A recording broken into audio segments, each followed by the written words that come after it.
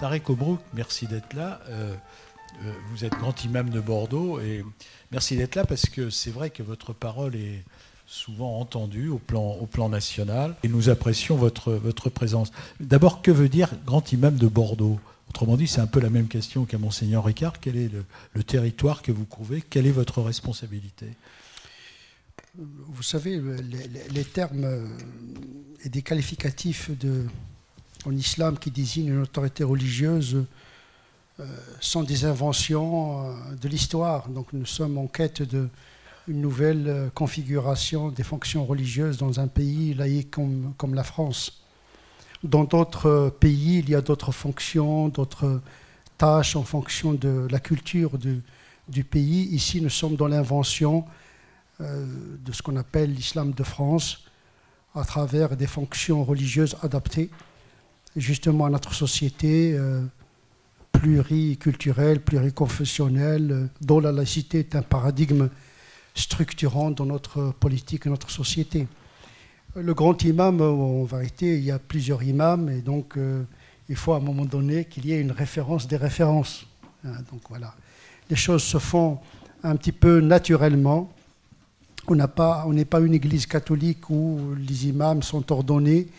Il y a une désignation par le bas d'une façon démocratique. Ce sont les associations culturelles qui organisent la gestion du culte et selon les fonctions, les potentialités, les compétences spirituelles, intellectuelles, morales d'un individu, on le désigne comme imam des 5 prières ou bien un mufti ou bien un grand imam selon son profil. Il se fait que mon profil un peu correspond à plusieurs typologies de fonctions religieuses. Je suis en même temps le mufti du Conseil régional des associations du Sud-Ouest, donc une référence en matière de religieuse dans tout le Sud-Ouest, mais en même temps je suis le grand imam. Donc on a copié un petit peu les Juifs. Il y a un grand imam, donc un grand rabbin, donc on a copié un petit peu. Donc on va pas réinventer les fonctions, puisque il n'y a pas de clergé chez les Juifs comme chez les protestants d'ailleurs. Donc on a inventé voilà, un grand imam, c'est quelqu'un qui se distingue par rapport à ses compétences théologiques intellectuelles. Avant d'entrer dans le débat qui nous réunit ce soir, je voudrais vous poser 2 questions, si vous le permettez. Où en est le projet de grande mosquée, de construction de la grande mosquée de Bordeaux? Où en est ce dossier qui crée polémique un peu, qui parfois enflamme certains esprits? Et où en est-on exactement? Oui, là on est dans une démarche à tâtons, donc nous sommes en train de fixer le terrain, de négocier un petit peu l'architecture. Nous avons lancé... Le terrain est arrêté? Il était arrêté, mais il doit être un peu aménagé pour qu'il accueille ce bâtiment. Donc ce projet-là entre dans un aménagement de tout un quartier, donc il s'inscrit dans un projet... Lequel quartier? Parce que ça a bougé pas mal. Elle sera où? Je ne connais pas très bien les détails. J'ai à côté de moi, peut-être les questions techniques seront posées à mon assistant qui s'occupe plus du côté technique. Moi, je suis plus dans le théologique et la référence religieuse. Oui. Par contre, ce qui va m'intéresser, c'est le contenu. Quelle fonction aura cette mosquée? Quelle est sa configuration? C'est ça qui va nous apporter le plus abstraction faite de la technicité du projet. Ce qui va nous intéresser, quel est le profil de cette mosquée, quel est son objet et qu'est-ce qu'il va accueillir, quel est le discours qui va être tenu dans ce bâtiment. Et c'est ça qui est ma tâche fondamentale dans ce projet. Et il y a une échéance pour cette construction? On ne va pas commencer le chantier avant le 2017. Avant 2017? C'est après 2017 que peut-être on va commencer concrètement la première brique. Donc on a le temps d'en reparler. Voilà. Oui, ça va faire tourner un petit peu la machine médiatique entre-temps. Tarek Obrouk, 2e question, celle-là est davantage d'actualité. Quel regard portez-vous sur ce qu'on appelle à tort l'État islamique? Vous êtes beaucoup exprimé sur le sujet. J'aimerais que vous nous en parliez aujourd'hui et comment aujourd'hui vous vous situez par rapport à cette évolution. Nous assistons à l'exemple même de cette intrication entre la religion, le politique et l'économique et la conquête des territoires. Ce phénomène ne peut pas être réductible uniquement au seul élément religieux. Nous savons tous que dans la vie d'un croyant, tout n'est pas structuré par le religieux. ce qui nous travaille le plus, en vérité, ce sont les instincts les plus bas. La domination, l'agressivité, la violence, la conquête des territoires, la richesse. Tout ceci, ce sont des instincts qui sont communs à toute l'humanité, mais avec des vernis politiques, théologiques et ethniques différents. Mais la substance est la même. C'est l'aberration, c'est l'instrumentalisation d'une religion qui est au départ venue pour être au service de l'homme. En vérité, une religion venant de Dieu, c'est au service de l'homme au départ. Mais malheureusement, les hommes ont la religion qu'ils méritent. Nous l'avons vu dans l'histoire du Moyen-Âge, nous la vivons aujourd'hui. Ce n'est pas la question des enseignements de la religion en tant que telle, mais de l'usage que font certaines personnes sous l'effet de la frustration, la vulnérabilité, l'agressivité, la violence, et qui embarquent la religion dans un combat qui n'est pas le leur. Donc effectivement, il y a ce danger d'impliquer la religion dans un processus politique qui n'a rien à voir avec les enseignements d'une religion qui, de par son essence, appelle à la transcendance et à la quête du divin.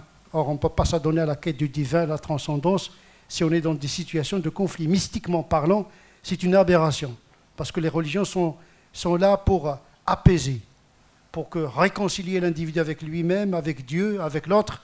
C'est ça la tâche première d'une religion. Sauf que malheureusement, une religion, elle est dans l'histoire.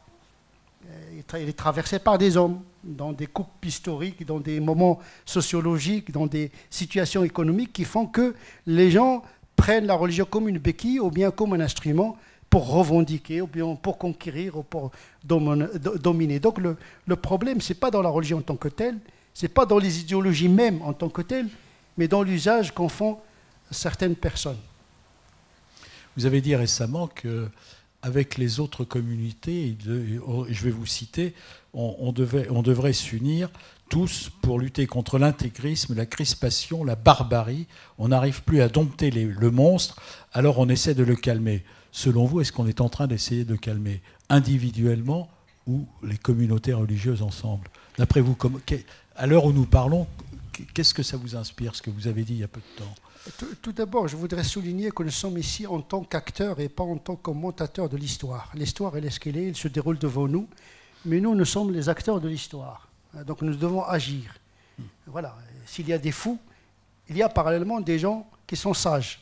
Donc j'espère que nous faisons partie des gens qui sont sages.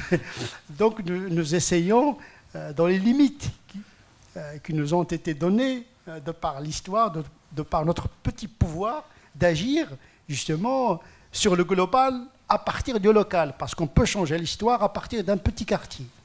Nous avons vu les prophètes et les grandes personnalités qui ont changé le monde, ils l'ont commencé par la marginalité, à la périphérie. Donc le propre même de l'acteur religieux, c'est l'espérance. Il y a toujours l'espérance qui le motive. Un optimisme énergique. Et quand vous livrez ce message à votre communauté, vous êtes perçu, vous êtes compris quand vous dites ça? La majorité des musulmans sont normands. On parle des aberrations, on finit par les créer dans la réalité. En vérité, vous faites un tour, vous allez rencontrer des êtres humains qui ont le même code génétique que nous, qui ont les mêmes aspirations, les mêmes craintes, les mêmes peurs.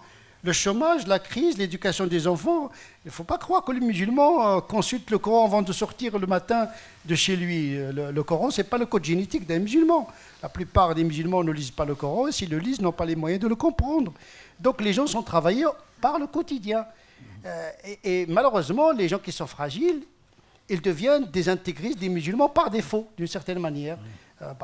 Voilà. Quand l'horizon social se ferme, eh bien l'horizon vertical s'ouvre par défaut d'une certaine manière. C'est les gens qui sont dans la difficulté, généralement les gens qui sont prospères, on ne les trouve pas beaucoup dans les églises et dans les mosquées. Vous sentez ce phénomène dans les gens qui vous entourent, cette montée au lieu de... Oui, la plupart des gens, la religion a permis de les structurer. Je connais beaucoup de jeunes, moi-même j'étais un imam des Beaulieu, donc j'ai accompagné toute une génération de jeunes qui ont pu grâce à la spiritualité, grâce à la religion, réussir leurs études, leur travail. La religion, c'est aussi une force positive. Et on ne parle pas souvent de ces cas que la religion a pu aider pour pouvoir dépasser les épreuves de la vie. On a besoin d'une transcendance pour traverser le désert de la vie. Donc il y a beaucoup de croyants, que ce soit musulmans, juifs ou chrétiens, c'est grâce à la religion qu'ils ont trouvé sens à leur vie. Mais malheureusement, les masses médias, ils font l'histoire, mais de manière démesurée. On assiste à un effet de loupe. On a 1,5 milliard de musulmans, on les réduit à l'État islamique de... C'est injuste en termes intellectuels. Donc voilà, on réduit toute une tradition à une aberration qui est très minoritaire.